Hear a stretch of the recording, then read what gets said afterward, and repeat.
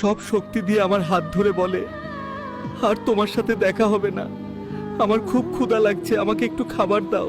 পানি খেতে চাইলেন, পানি দিলেন, এটাই তার জীবনের শেষ খাওয়া। তোমার ছোট ছোট বাচ্চার কথা ভাবলে না? সে বলল, ওরাও তো আমার বাচ্চার মতো। তুমি একটু বিমানটাকে ঠিক করে যেতে পারলে না?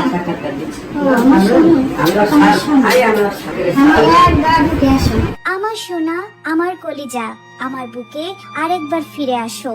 এভাবেই ছেলেকে ফিরে পেতে কেঁদে কেঁদে বুক ভাসাচ্ছেন বিমান বিধ্বস্তে নিহত ফ্লাইট লেফটেন্যান্ট তৌকির ইসলামের মা।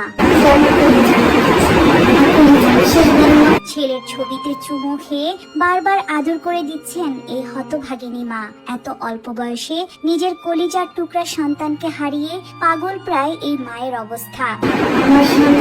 তৌকির ইসলাম সাগরের গ্রামের বাড়ি রাজশাহী চাঁপাইনবাবগঞ্জের শিবগঞ্জে হলেও রাজশাহী উপশহরে ৩ নং সেক্টরে পরিবার নিয়ে ভাড়া থাকতেন সে। ভাই বোনের মধ্যে তিনি বড়। মাত্র ৬ মাস আগে বিয়ে হয়েছিল তার। স্ত্রী ঢাকায় একটি প্রাইভেট বিশ্ববিদ্যালয়ের প্রভাষক। সংসারটা ঠিক মতো গড়ে উঠবে এই স্বপ্নই হয়তো ভরসা ছিল দুজনের, কিন্তু একটি দুর্ঘটনায় শেষ হয়ে গেল পুরো পরিবারটির স্বপ্ন। আজ এখানেই কবরে চিরনিদ্রায় শায়িত হবে তরুণ পাইলট তৌকির ইসলাম সাগর।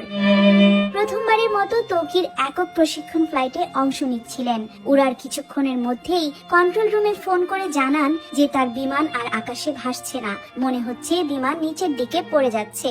কিন্তু একটা বোতাম চাপলেই প্যারাশুট দিয়ে বিমান থেকে নিরাপদে তখন নেমে যেতে পারতেন পাইলট তৌকির। ফিরতে পারতেন পরিবারে, ফিরতে পারতেন নতুন বউয়ের কাছে, যে এখনো ঘরের এক কোণে বসে অপেক্ষা করছে ভবিষ্যতের হাজারো স্বপ্ন নিয়ে। কিন্তু যে কোনো স্থানে বিমান পড়লে অনেক মৃত্যু ঘটবে ভেবে নিজের জীবনের কথা ভাবেননি তিনি। শেষ অবধি চেষ্টা করে গেছেন।